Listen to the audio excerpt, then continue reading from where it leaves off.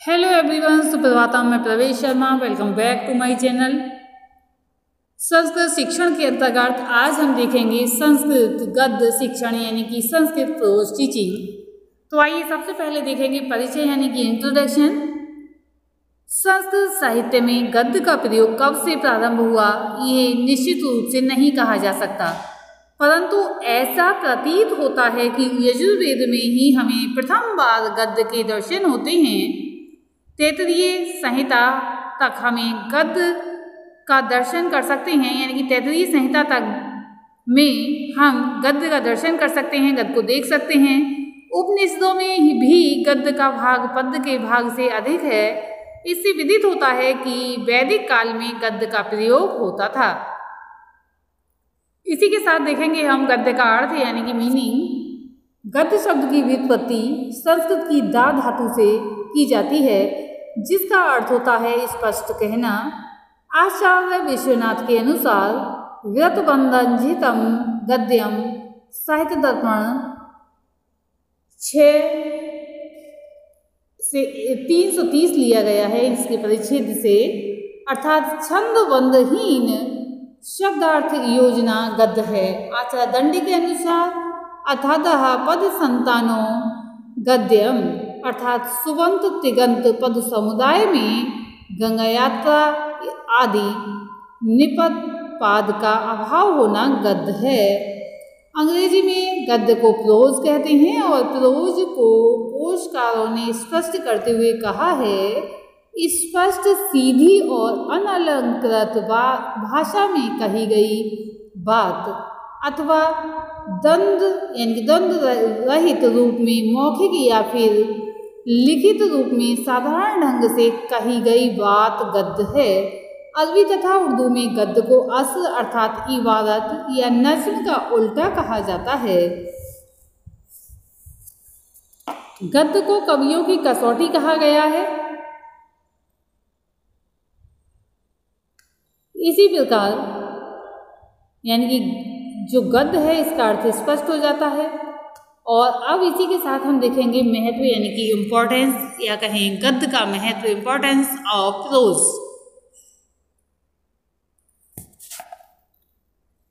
गद्यम कविनाम निकषम वदंती, कविता में कवि अलंकार या पिंगल से बंधा रहता है, किंतु अलंकार व पिंगल शैली के विकास में मार्गदर्शन का काम करते हैं।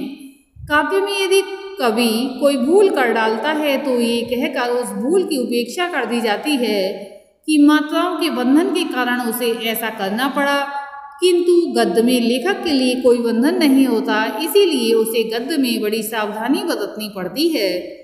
दूसरी बात यह है कि अलंकार एवं पिंगल जैसे मार्गदर्शकों का भी अभाव रहता है, अतः कवि को अपनी शैली के विकास में व्यक्तिगत गुणों का ही आश्रय लेना पड़ता है।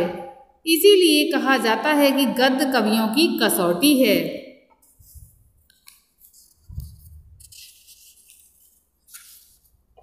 संस्कृत गद्य में दंडी, सुबंधु और बाण के ग्रंथ मुकुटायमान हैं। इसके पूर्व के गद्य ग्रंथों में शैली का वह विकास नहीं मिलता जो कादंबरी या 10 कुमार चरितम में दिखाई पड़ती है।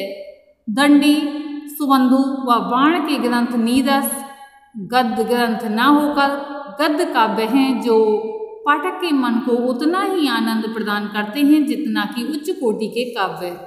अब इसी के साथ हम देखेंगे संस्कृत का गद्य साहित्य, प्रोज लिटरेचर ऑफ संस्कृत।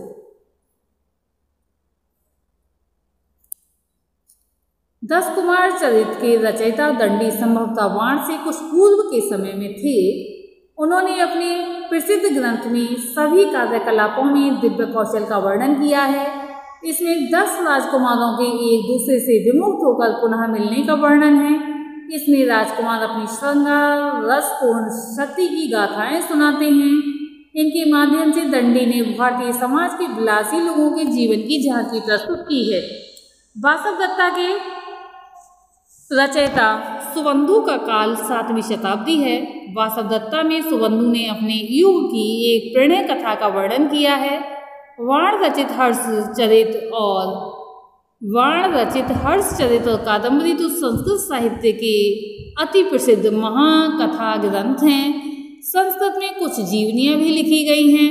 14वीं शताब्दी में मेरु तुंगाचार्य ने प्रबंध चिंतामणि की रचना की, जिसमें विक्रमार्क, सातवाहन, मुंज, भोज, कुमारपाद, वराहमिहिर, भर्तृहरि, बागभट्ट आदि विख्यात महापुरुषों की जीवनियों के साथ उनको यानी कि जो ये सब जीवनी, इनकी जीवनियाँ और साथ ही साथ इनकी शिक्षाओं का भी वर्णन है।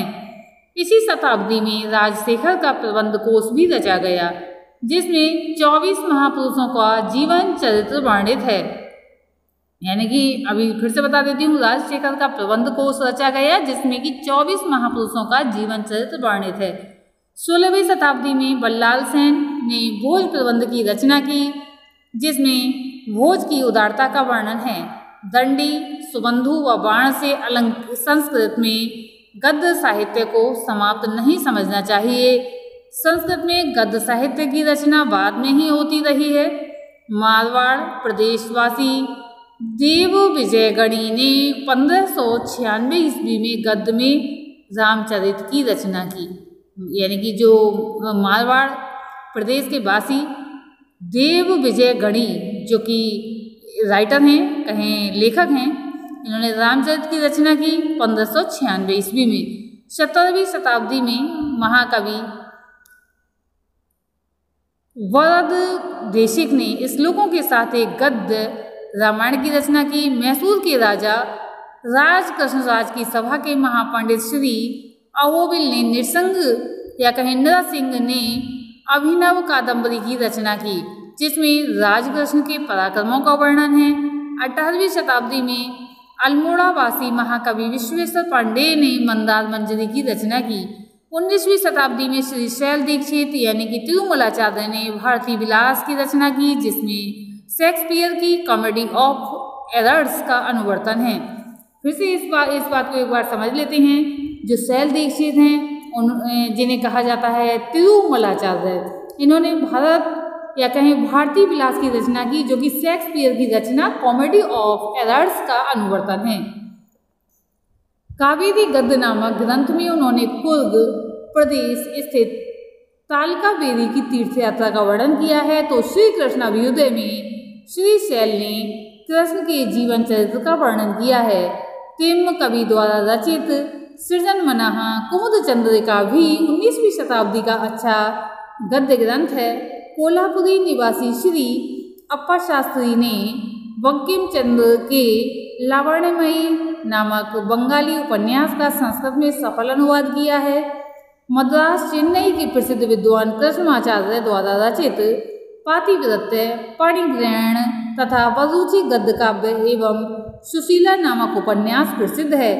19वीं शताब्दी के उत्तरार्ध में पंडित अंबिका दत्त व्यास काशी में जन्मे और पढ़े तथा बिहार के राजकीय संस्कृत विश्वविद्यालय में उन्होंने अपना अध्ययन कार्य किया। उन्होंने 75 ग्रंथ लिखे। अंबिका दत्त व्यास के बारे में बता रही हूँ। 75 ग्रंथ लिखे, जिसमें सर्वश्रेष्ठ शिवराज विजय है। शिवराज विजय में शिवाजी से संबंधित कथानक है और कांचीवासी अनंताचार्य ने जगन्नाथ प्रसाद के हिंदी उपन्यास संसार चक्र का संस्कृत रूपांतर किया। मैसूर के प्रसिद्ध विद्वान चक्रवर्ती राजगोपाल ने शैवालिनी कुमुदनी, विलास कुमारी तथा सगर नामक रचनाओं में ग्रामीण कथाओं को अमर बना दिया।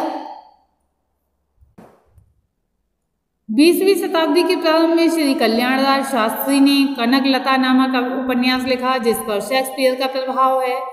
तिरुपति वासी कृष्णाचार्य ने मंदारवती की रचना की। तो मैसूर वासी जग्गू अलवर आयंकर ने जयंतिका नामक उपन्यास लिखा और विद्यचरित पंचक नामक ग्रंथ की रचना की, जिसमें 5 विद्वानों के जीवन चरित्र का वर्णन है।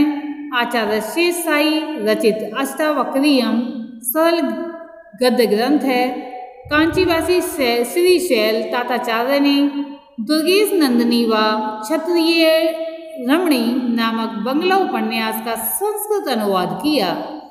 1918 में बंकिम चंद्र के कपाल कुंडला उपन्यास का श्री हरिचरण भट्टाचार्य ने संस्कृत में अनुवाद किया। कन्नड़ प्रदेशवासी श्री नरसिंहाचार्य ने सौदामिनी नामक उपन्यास में विदर्भ की राजकन्या सौदामिनी व मगध के राजा सूरसेन के प्रेम का वर्णन किया है। आचार्य श्री शैल ने मेनका नामक उपन्यास लिखा। कुमुदनी चंद्र नामक उपन्यास 20वीं शताब्दी की श्रेष्ठ उपलब्धि है। सन 1956 में श्री कृष्ण वामन चितले द्वारा रचित सुबोध संस्कृत लोकमान्य तिलक चरित्र या चरित्र नामक ग्रंथ प्रकाशित हुआ। यह प्रकाशन तिलक जन्म शताब्दी के अवसर पर हुआ। ग्रंथ में सरल भाषा में तिलक का जीवन चरित्र वर्णित है। श्री भागीरथ त्रिपाठी वागीश शास्त्री द्वारा रचित कथा संवर्धिका में 13 लोक कथाओं का सुंदर अनुवाद है। 21वीं शताब्दी में सन 2005 में प्रतिभा प्रकाशन दिल्ली से प्रोफेसर राजवल्लभ त्रिपाठी द्वारा रचित 6 देशों से इतिहास संस्कृति से प्रकाशित हुआ है। इस प्रकार बहुत सी रचनाएं प्रकाशित होती रही हैं और होती रहेंगी। इसमें संस्कृत आचार्यों का विशेष योगदान है या फिर संस्कृत से प्रेम करने वाले प्रेमियों का बहुत ही जो है साथ है, जो कि इतनी रचनाएं प्रकाशित हो रही हैं। उन्होंने संस्कृत की बड़ी ही सेवा की है। इसी के साथ देखेंगे संस्कृत शिक्षण की विशेषताएं, जो कि नेक्स्ट वीडियो में इसका विस्तार किया जाएगा। आज के लिए इतना ही।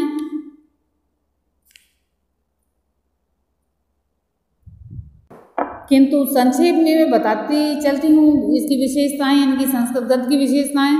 संस्कृत गद्य में समास की शैली उसकी अपनी विशेषता है, जो बात अंग्रेजी भाषा में 2 पृष्ठों में लिखी जाएगी और हिंदी में 1 पृष्ठ में, वही बात संस्कृत में आधे पृष्ठ में ही आ सकती है। जिस बात को अंग्रेजी में कहने में 10 शब्दों का आश्रय लेना पड़ता है और हिंदी में 7-8 शब्दों का, उसी बात को संस्कृत में संभव है कि 1 शब्द में कह दिया जाए। ये सब समास का ही चमत्कार है। संस्कृत में प्राय गद्य और पद्य साथ साथ चलते दिखाई पड़ते हैं। उपनिषदों में ये बात स्पष्ट रूप से देखी जा सकती है। हितोपदेश, पंचतंत्र, कथा सागर, बृहद कथा मंजरी, बेताल, पंच विशतिका, सिंहासन, द्वादशातिका, शुक सप्तशती, भोज प्रबंध, भट्टक, द्वादशातिका आदि पुस्तकें गद्य पद्य मिश्रित हैं, किंतु माध्यमिक विद्यालयों में स्वीकृत पाठ्य पुस्तकों में गद्य और पद्य के पाठ अलग अलग रहते हैं। संस्कृत साहित्य में गद्य के अंतर्गत हम कथाओं तथा आख्यायिकाओं को रख सकते हैं। कथा और आख्यायिका में कुछ भेद होता है। कथा कवि की कल्पना की उपज होती है और आख्यायिका में इतिहास तथ्य होता है। साथ ही शैली आत्मकथा की भांति होता है। गद्य पाठ के अंतर्गत हम कथा तथा आख्यायिका के अतिरिक्त पत्र, विचारात्मक निबंध, जीवन चरित्र वर्णन, यात्रा, संस्मरण आदि रख सकते हैं। माध्यमिक विद्यालय की लघु कथाओं में समास सहित भाषा, यानी कहें समास सहित सरल वाक्य हों, और उच्चतर कक्षाओं में समास युक्त कुछ कठिन गद्य पाठ हो सकते हैं। कुछ भी हो, इस संस्कृत भाषा की यानी कि संस्कृत गद्य की अपनी अलग ही विशेषताएं हैं और इसकी डिटेल हम नेक्स्ट वीडियो में भी करेंगे। आज के लिए इतना ही। धन्यवाद।